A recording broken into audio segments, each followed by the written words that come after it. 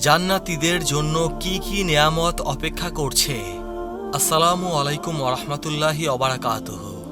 ইসলাম সম্প্রসারণ ও প্রচারের লক্ষ্যে চ্যানেলটি অবশ্যই সাবস্ক্রাইব করবেন ইনশাআল্লাহ। রাসূলুল্লাহ সাল্লাল্লাহু আলাইহি ওয়াসাল্লাম বলেছেন, জান্নাতীদের প্রথম খাবার হবে মাছের কলিজা।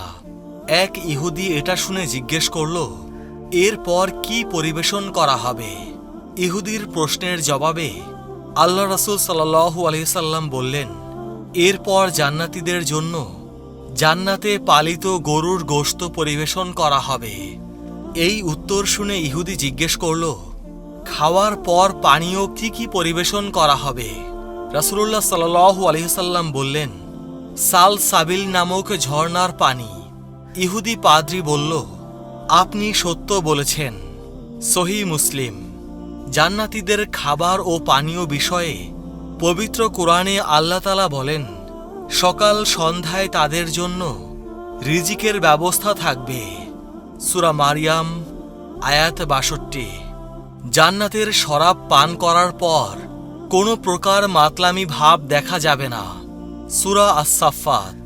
আল্লাহ পাক আরও ইরশাদ করেছেন, জান্নাতীদেরকে এমন শরাব পান করানো হবে যার মধ্যে আদার স্বাদ থাকবে। সূরা আদ-দাহর। মহান রাব্বুল আলামিন বলেছেন, জান্নাতীদের পানের জন্য সুস্বাদু পানি, সুমিষ্ট দুধ, সুস্বাদু শরাব, পরিষ্কার স্বচ্ছ মধুর নদীও জান্নাতে বিদ্যমান থাকবে। সূরা মুহাম্মদ আয়াত ১৫। রাসূল পাক সাল্লাল্লাহু আলাইহি ওয়াসাল্লাম বলেন, কিয়ামতের দিন এ পৃথিবী একটা রুটির মতো হবে।